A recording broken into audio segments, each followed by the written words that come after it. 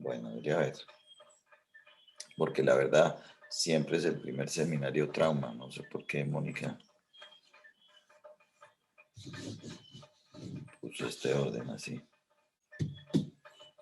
Pero bueno, no interesa. Tele. ¿Cuántas personas Ya, estuvieron en ya la sale la presentación, Catherine. Sí, ahí está. ¿Cuántas personas estuvieron en la cirugía de ustedes en alguna de las cirugías que hemos puesto? ¿Alguien estuvo de los que estoy aquí hablando? Sí, profe, yo estuve en la de anoche, antenoche. Ujú. Cuénteme ahí en un minuto, ¿qué vio? ¿Cómo fue la cosa? ¿Qué Pues era aprendió? una cirugía, ¿Qué aprendió? eh, eh, pues sí, alcancé, pues el primero, el montaje era el paciente despierto. Al inicio se le hacían como unas preguntas que se las hicieron también al final para ver que había quedado bien. Y cuando ya tú estabas ahí, ya habías llegado pues al cerebro como tal, le iban preguntando cosas, él iba contando, iba moviendo la mano y digamos tú tocabas, me acuerdo que cuando tocaste bien aquí el área de Broca, él como que se quedaba, o sea, así no, se quedaba, dejaba la mano quieta y no era capaz pues de hablar ni de hacer nada. Y entonces tú dejabas de tocar y él seguía normal como si no hubiera pasado nada, él como que no, sí. Y vi que, o sea, el momento de la extirpación, Eso, eso. Entonces, ¿qué quiere decir eso? Si estábamos en el cerebro y tocábamos algo y dejaba de hacer. Es la manera de detectar cuál es un área funcional y por lo tanto es la manera de detectar qué debemos conservar. ¿Sí? Es así es que se hace. Entonces se marca esa zona y uno dice, listo, aquí no puedo tocar, ¿no? Aquí no puedo.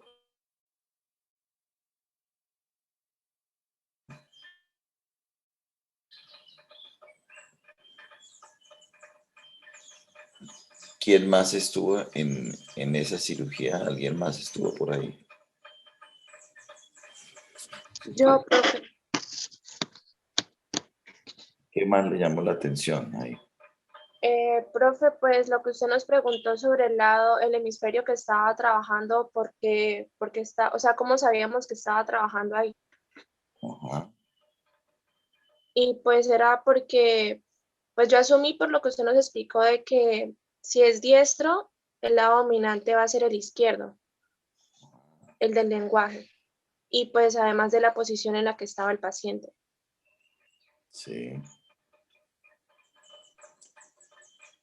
Bueno, ¿alguien más tiene algún otro comentario de la cirugía?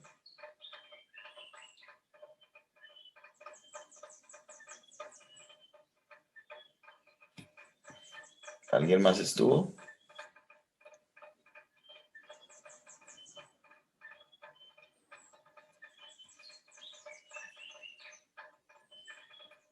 Bueno, sí, a ver, yo porque no veo a todos acá.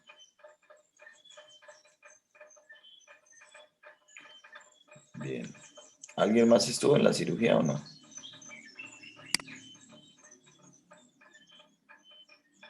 Solo 2 personas estuvieron.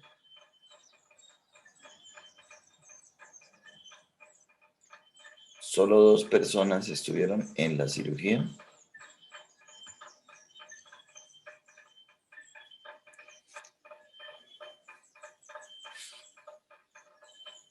El resto no eran de instrumentación. Valentina. yo vi conectada a como a dos personas de medicina, a una profe, pero no vi, o sea, de instrumentación vi a Aleja, me acuerdo, pero no sé quién más estuvo. Da la impresión de que nadie Profe, más. yo también estuve, pero un rato al principio y un rato al final porque en ese momento estaba en clase. Ya, ¿quién es yo que no la veo? Miladio Osuna. Y en el rato que estuvo, ¿qué vio? Pues alcancé a ver al principio cuando estaban haciendo la incisión y pues al principio cuando ya estaban cerrando. ¿En cuál cirugía?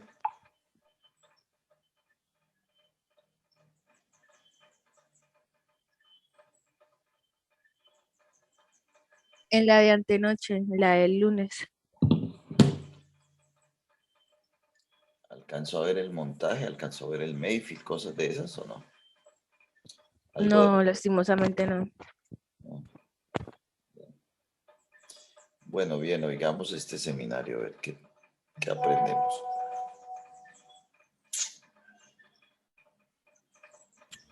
Buenos días. A nosotros nos correspondió los tumores cerebrales. Mi compañera Ana María Argüello Díaz y la que le está hablando, Lisette Silva.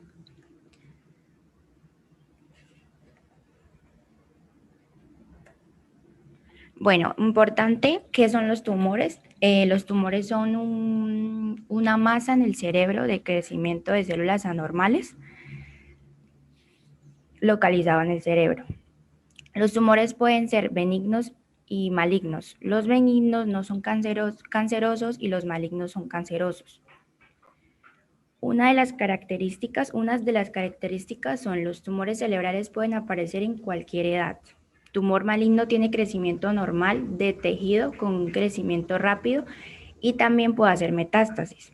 Se considera maligno debido a su tamaño. O sea, la primera cosa que vamos a aprender aquí es que en general los tumores malignos del cerebro no hacen metástasis. Los tumores malignos del cerebro intraaxiales no hacen metástasis. ¿Quién me puede definir esa palabra metástasis? ¿Qué es? ¿Qué es?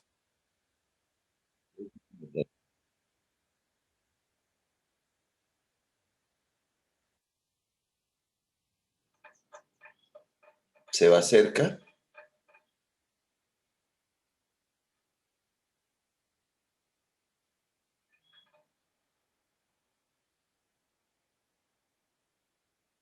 Pero eso no es cerca. Profe, creo que no es el tumor como tal, no sé si estoy mal, solo que las células que son cancerígenas, como que se mueven a otra parte del cuerpo, sea cercano o lejano, ¿no? Y ahí pueden formar otro tumor. ¿Cómo pasa eso? Por medio de la sangre también y por medio del sistema linfático. Ganglio linfático, profe. Entonces, ahí tocaron dos puntos que son estas. Las metástasis son las siembras de células tumorales en un sitio diferente del origen. Esa es la definición de una metástasis. La siembra de una célula tumoral en un sitio diferente de su sitio de origen. Esa siembra normalmente es una siembra por vía hematógena. Por eso es que va lejos, ¿sí? Un CA de próstata, por ejemplo, es común que vaya a la columna por diseminación hematógena. También lo hacen por vía linfática muchos de los tumores de órganos digestivos, en el abdomen, en el seno, también es así, por vía linfática.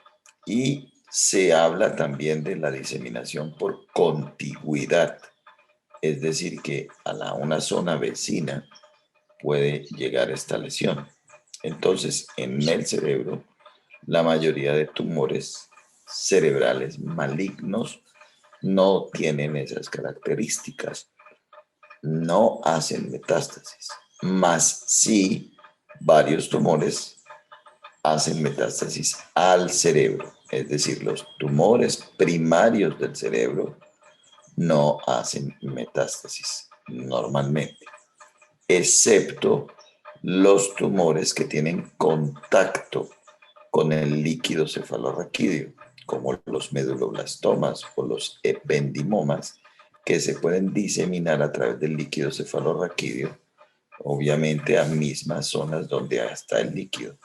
Entonces un tumor de cerebro, meduloblastoma, puede viajar a través del líquido cefalorraquídeo y sembrarse en las meninges de la columna, ¿sí? Son la única forma de hacer metástasis. Pero por lo demás, una de las características principales de los tumores cerebrales es esa, no hacer metástasis. Ocurre con algunos tumores como el glioblastoma, que se disemina dentro del mismo cerebro por ejemplo, del lóbulo occipital al lóbulo frontal o a través del cuerpo calloso, se siembra del lóbulo frontal derecho al lóbulo frontal izquierdo. Esa manera de comportamiento no decimos que se trata de una metástasis, sino de que el tumor tiene varios focos, multifoco, o se diseminó a través del cuerpo calloso al otro lado, pero no le decimos que hizo una metástasis en el mismo cerebro. ¿Está claro ese concepto?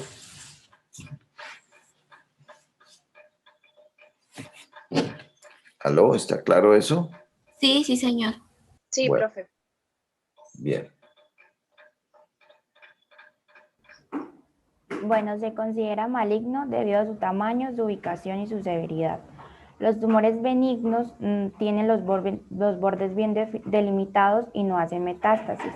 Tumores benignos pueden causar síntomas similares a los de los tumores cancerosos debido a su tamaño y ubicación en el cerebro.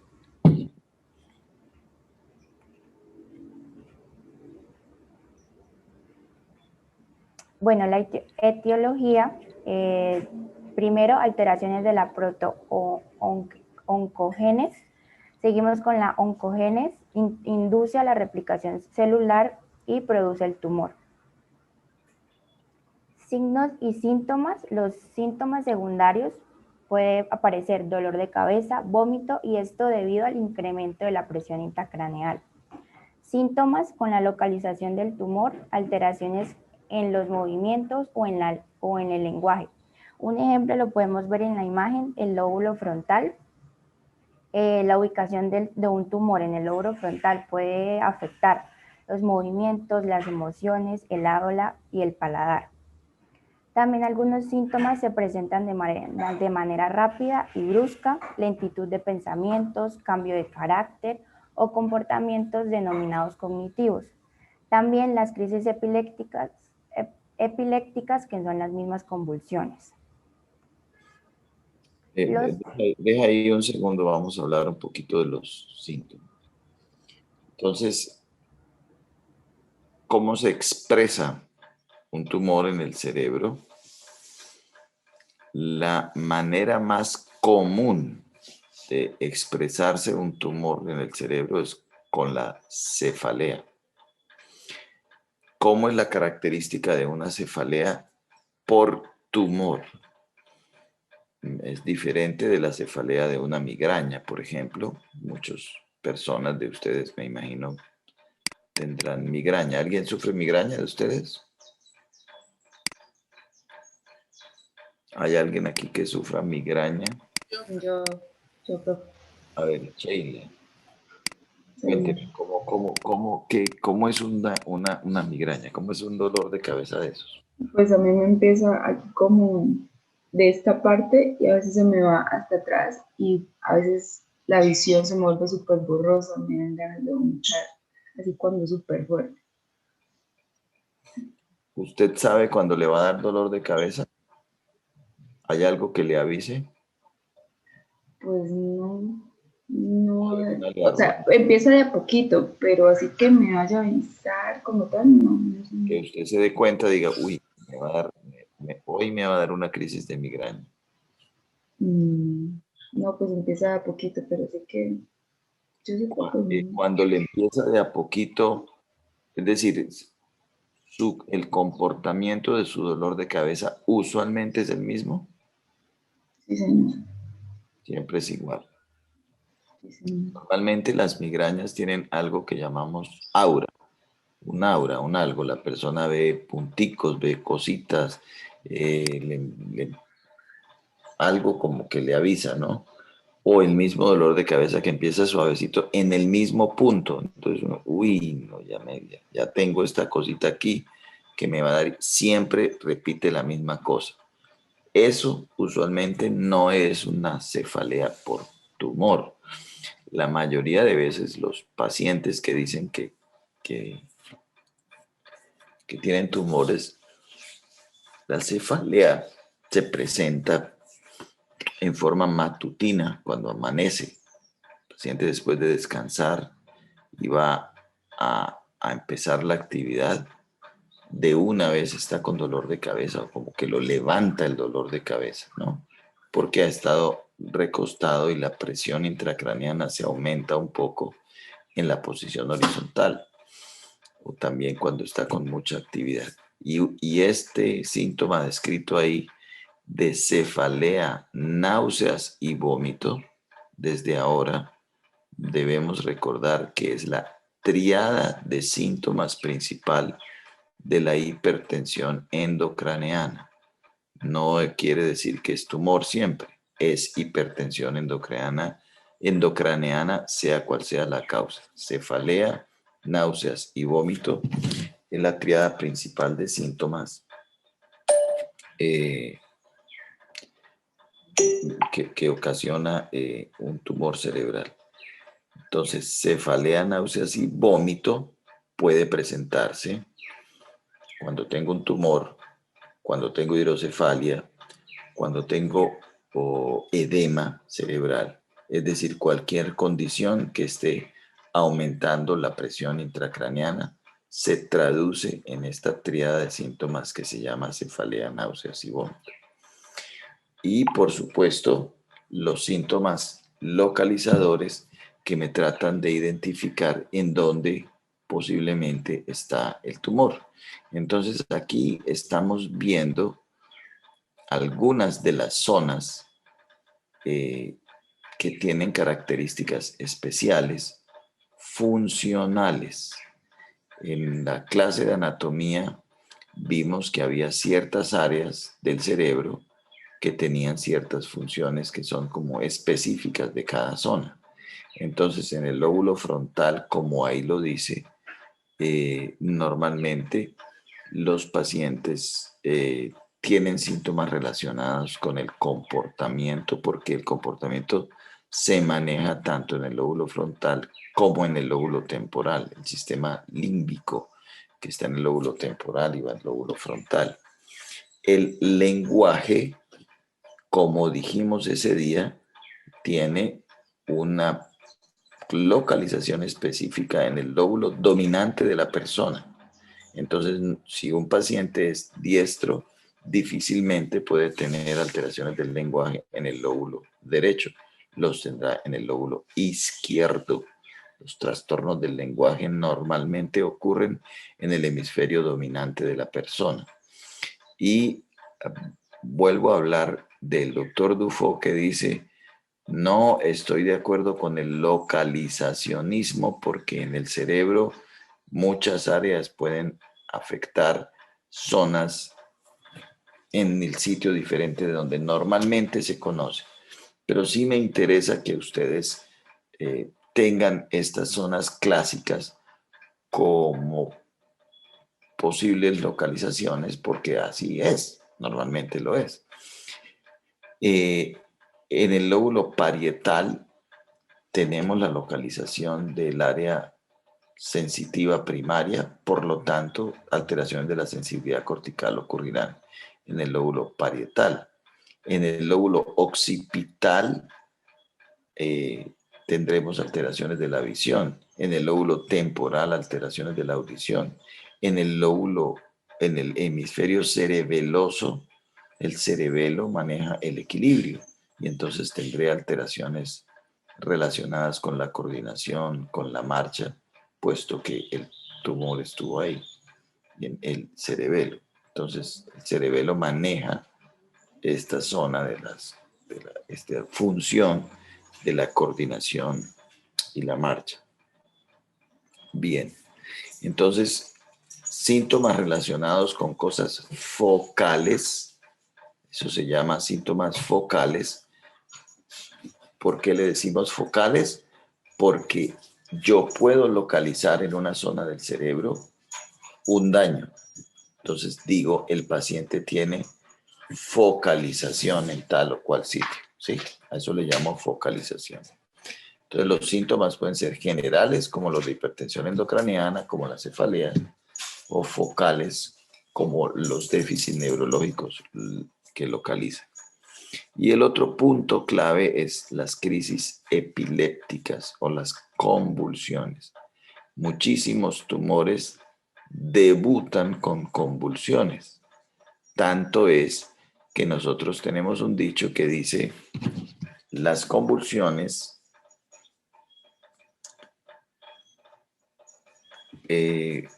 son el síntoma que define que una persona tiene un tumor hasta que no se demuestre lo contrario. Cuando hay una epilepsia primaria, alguien que convulsiona por primera vez, que nunca había tenido convulsiones, debo pensar en un tumor hasta que no demuestre lo contrario. Si es una persona que ha sido epiléptica toda la vida, pues no corresponde a esta definición. Pero si una persona nunca había tenido síntomas y presenta una convulsión, debo pensar en un tumor hasta que no demuestre lo contrario. Por supuesto, hay otras causas, como son las calcificaciones intracerebrales, la presencia de malformaciones arteriovenosas, que son otras causas de convulsiones, las infecciones, por ejemplo, un absceso cerebral también puede debutar con una convulsión. Pero la primera cosa que pienso cuando alguien convulsiona es que tiene un tumor cerebral. En un adulto, en un niño, la primera cosa que pienso cuando tiene una convulsión, o en un joven, en un adolescente, la primera causa de convulsiones es una malformación arteriovenosa. Pero en adultos, la primera causa será un tumor cerebral. Bien. Ok. Seguimos con la exposición.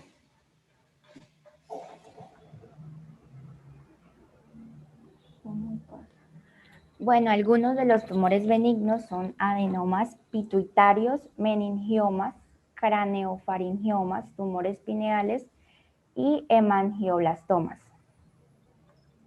Los malignos son los gliomas, cordomas, carcinomas nasofaringeos originados en el glomus. Bueno, esto, según su localización, tumores del... Esto es que pasó tan rápido que dijo, bueno, esto. Ah, profe, pero usted ya lo explicó. No, ¿cómo así? No he explicado nada de esto. Ah, bueno, listo. Los tumores metastásicos ocupan el 20% de todos los tumores cerebrales, un 80% son supratentoriales, una alta incidencia entre 40 a 70 años y los sitios más comunes son los pulmones, la mama, la piel, el tracto gastrointestinal y genitourinario, que la mayoría es el riñón. Deje ahí un momentico. Entonces, hay varias cosas que tenemos que decir sobre las metástasis que evidentemente, como dicen ahí, la mayoría son supratentoriales. Si yo tengo un hombre y encuentro una metástasis, ¿cuál es el tumor en el que normalmente pienso? ¿Cuál es el primario en el que pienso si es un hombre? Si hay un hombre, ¿cuál es el tumor en el que normalmente pienso de los tumores primarios? El riñón. Riñón, alguien. Próstata, profe. ¿Cuál? El de próstata. Próstata. Ajá. ¿Quién otro? ¿Tiene alguna otra opción? El de colon, profe. El de colon. Ajá. ¿Alguien tiene otra opción? Ya hemos dicho 3 tumores. Puede que sea, puede que no. Entonces, nuestra primera pregunta de quiz, un quiz. Respondan por el chat de instrumentación. ¿Cuál es el tumor en el que debo pensar cuando un hombre adulto tiene una metástasis? Pienso primero en contestar. Y esto lo hago porque quiero que cuando tengamos un seminario, el grupo que presenta el seminario. El resto del grupo estudia ese tema. ¿Está claro eso? ¿Sí? Sí, profe. Entonces, yo tengo clase de tumores cerebrales. ¿Me apalacho ahí a oír la clase o estudio tumores para la clase? ¿Bien? Pues más bien estudio. Listo, estamos contestando en el chat.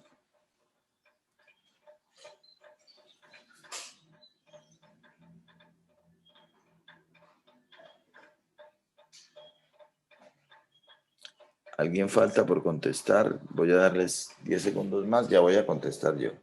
Apenas conteste, nadie más puede contestar.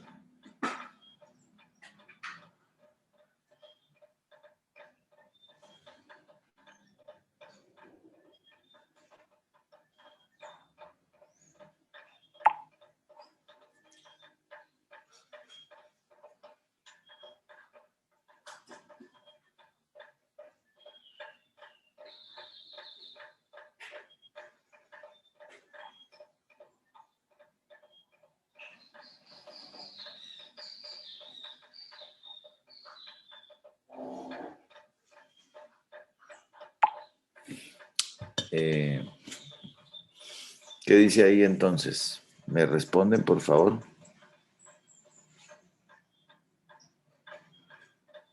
El pulmón. Tumor, el pulmón. ¿Sí? Tumor primario en el que debo pensar cuando un hombre tiene una metástasis es el pulmón. Les voy a escribir otra frase importantísima.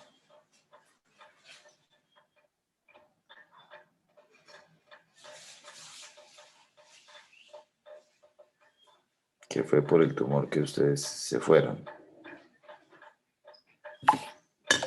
¿Qué dice ahí?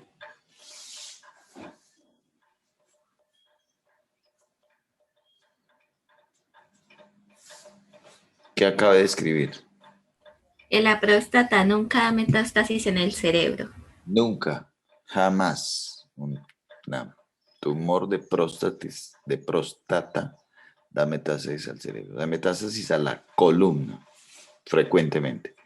Pero al cerebro, nunca, nunca se va. No tengo una explicación, no sabemos eso, pero nunca se va al cerebro, la próstata. Bien, segunda pregunta. Si una mujer tiene una metástasis, ¿en cuál primario debo pensar habitualmente? En una mujer contestar esa misma pregunta para quiz.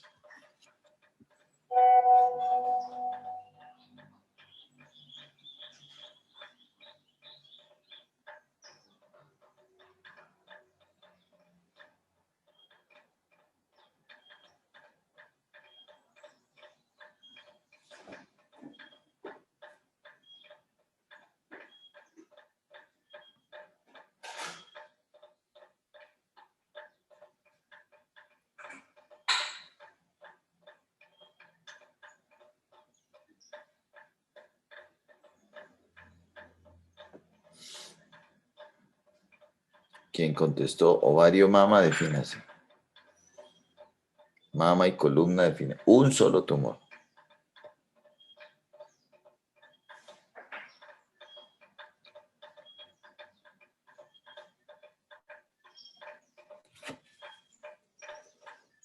Bien, sea de mama. Perfecto. La mayoría estuvo correcto. Ahora les voy a hacer otra pregunta. ¿Cuál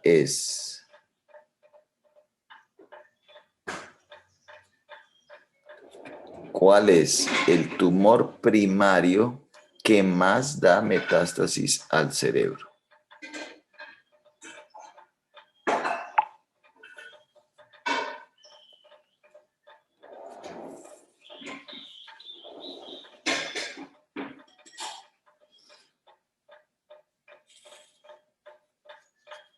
¿Cuál es?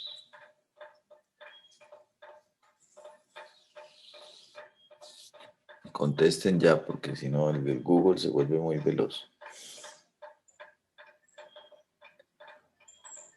Si yo contesto y nadie contestó, bailas.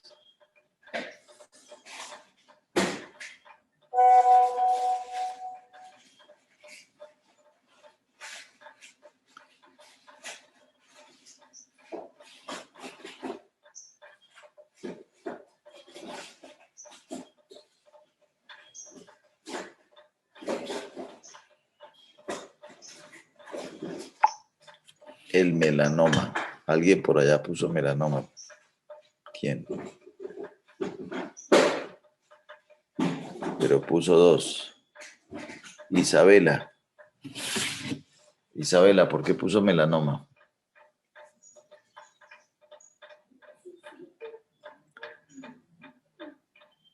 Pues porque es como un tipo de cáncer, que pues el melanoma generalmente es en la piel, entonces no sé, profe. ¿Cómo así? No sé, pero ¿por qué lo escribió como que? Porque esa es la respuesta. El melanoma es el tumor primario que más da metástasis al cerebro, ¿sí? Es muy agresivo. 80% de pacientes con melanomas tiene metástasis al cerebro. Es tremendamente agresivo, ¿sí? Por supuesto, los tumores del tracto gastrointestinal tienen metástasis. Y estas metástasis al cerebro pueden ser únicas o múltiples. Entonces, si la metástasis es única, normalmente es quirúrgica. Si yo tengo solo una metástasis, normalmente opero. Si tengo metástasis múltiples, normalmente el paciente va para procedimientos de radioterapia o radiocirugía estereotáxica. Pero una metástasis única la operamos casi siempre. Vamos por la metástasis y la sacamos. Tú, ¿sí? ¿De qué depende? Obviamente del control de la enfermedad primaria. Si tengo una metástasis al cerebro en un paciente que está muy deteriorado, pues probablemente no sea un paciente candidato a cirugía. Entonces, aquí nos guiamos. ¿Quiénes son las de la exposición? Yo, profe Lizeth Silva y mi compañera Ana María. Ana María. Ok, Ana María, les hago esta pregunta. ¿De qué depende que nos llevemos o no un paciente a cirugía? Principalmente, ¿de qué depende que nosotros en un tumor cualquiera tomemos la decisión de operar? ¿De qué dependerá? ¿Por qué nosotros decimos, bueno, este paciente vamos a llevarlo a cirugía? Profe, la localización y el tamaño del tumor. Cuando no se ha diseminado a ninguna otra parte del cerebro también podría ser. Cuando se ve que hay posibilidades de poder extraer el tumor sin causar un daño secundario. Sí, cuando se ve que yo lo puedo extirpar, esa es una buena razón. ¿Cuál otras razones se les ocurre que me hacen llevar el paciente a cirugía? O al contrario, me dicen, no voy a llevar a este paciente a cirugía. ¿De qué depende? Profe, si es benigno o maligno. Porque si es benigno lo llevo y si es maligno no. No, benigno no, porque no está haciendo pues ningún... Por ejemplo, el tumor que estábamos operando, ¿qué días era? Maligno y estábamos en cirugía. ¿Sí? Y depende de la localización y cuando uno se da cuenta que ya no hay nada real. Exacto. Y que no se puedan afectar otras funciones. Va a ser. La localización define la dificultad. ¿Sí? Localización define la dificultad. Pero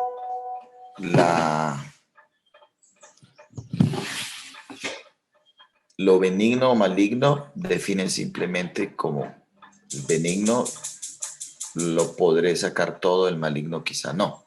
¿Sí? Pero lo opero igual. Pero hay una condición muy importante que es el estado clínico del paciente.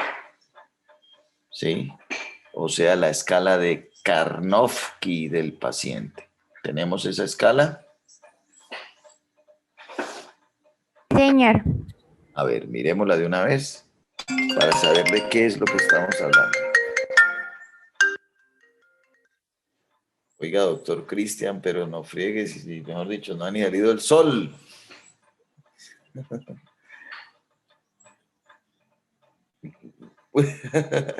Eso, porque, bueno, cuénteme a ver qué tiene por allá.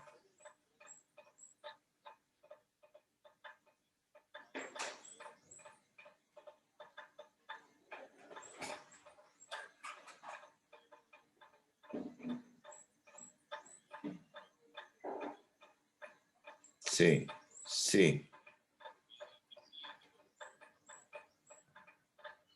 Ya.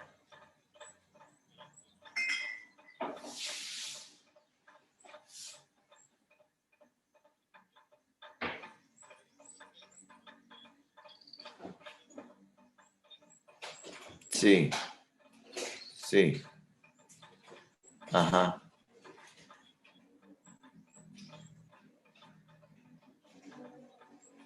Sí. Ajá.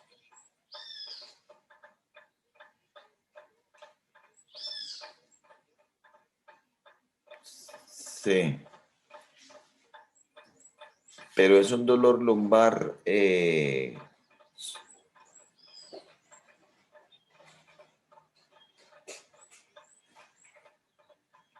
hagámosle un tag de columna lumbosacra. Sí. Bueno, listo, chao. Eso. Bueno, entonces, Karnofsky. Muéstrame a ver cómo es esa escala de Karnofsky. ¿Quién me la explica? Profe. Bueno, la escala de Karnofsky es la forma estándar de medir la capacidad del paciente con cáncer de realizar sus tareas rutinarias.